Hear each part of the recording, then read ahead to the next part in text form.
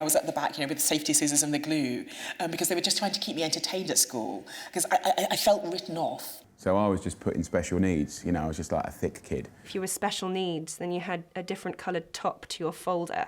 And I can remember the burning resentment of having to carry around this folder with the different coloured top. I'd do anything to avoid certain classes so I didn't embarrass myself.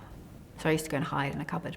At school, I used to hate when we used to have to all read a book together, and it would go down the line and we'd all read a sentence each and we'd have to stand up and say that sentence. Confidence is the most important thing, and if you tell a child that they're not good at something and you tell a child that they're stupid, then they'll feel like they are.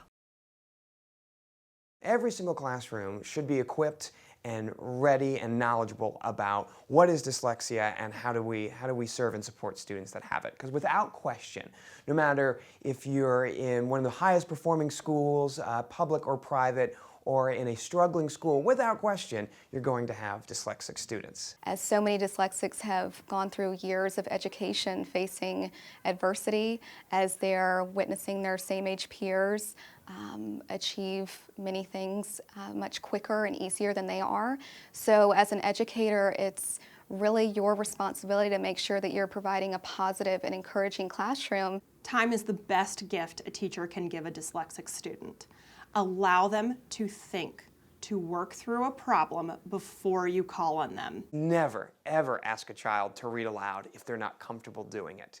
The idea of the popcorn reading or the round robin, where students take turns going around the classroom reading, can just be an absolute death sentence for a dyslexic learner. If you're going to teach a lesson, a dyslexic learner wants to see the big picture. One way that a teacher could do that is actually provide the students access to materials beforehand so that they're actually able to concentrate on the concept that's being taught. You need routines. Dyslexic students love routines because their working memory can be an issue. They love to know what's going on. It helps relieve anxiety. There's no mystery about the day. They know what's coming next. So something a teacher can do is just make sure that schedule is on the board, it's on their desk.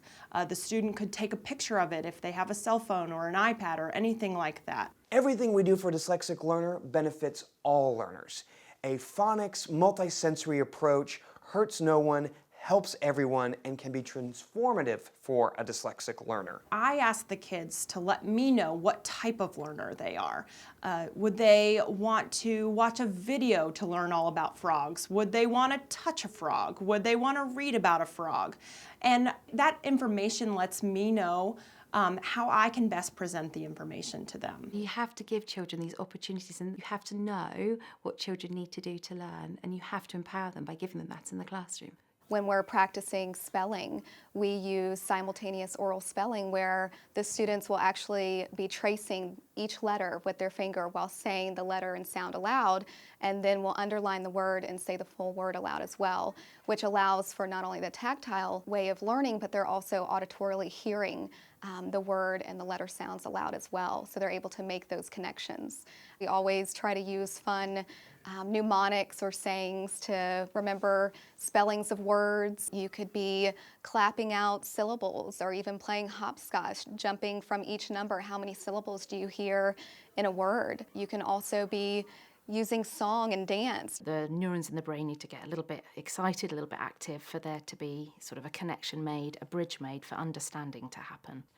So I try to make my lessons quite interesting, quite active. I do different changes of pace. So there might be some very fast-paced things, then there might be some slow-paced things, there might be individual work, there might be group work, there might be paired work. Any time that you can really put them in small groups, working on different skills, you're going to get the best out of each kid. Students, of course, love to have more hands-on learning, so using manipulatives and building problems or understanding, of course, foundational math skills of what a number is and actually creating that number and composing it and decomposing it and seeing that visually while also having that tactile function. I've got a smart board.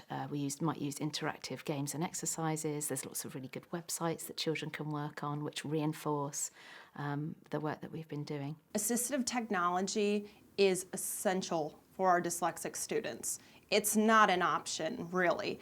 It's a tool, and that's all it is. If somebody told you to go dig a hole and they didn't give you a shovel, it's going to take you a long time to dig that hole, and that's just what it is. It's not cheating, it's not a leg up over other students, it's not unfair, it's just what they need. If a child finds it hard to write, then allow them to type. Because if the outcome of the lesson is a story, then it doesn't matter if it's written or typed. That's not the point. The point is the story. Typing in Word is perfect because it reads it back to you. You can change the colour of the screen, so you reduce the visual stress that a child might have. You can space out the words and the letters even.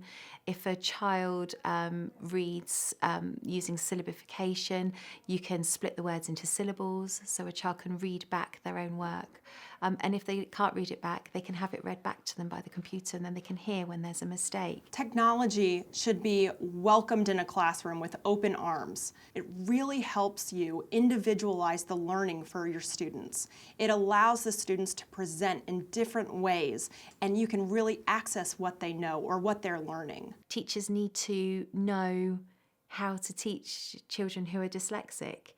Not be afraid to ask, not think it's a criticism of them or their teaching if they don't know. We really want teachers to embrace dyslexia, to see it as something that is really easily helped if they know how to do it and what to do, and there is a wealth of information out there that will explain just that. For many students, just the opportunity to be in a classroom where someone understands how they learn, they get the support that they need, within a matter of days or weeks, just the self-confidence piece suddenly opens up this door, and what they're able to do and perform academically changes dramatically.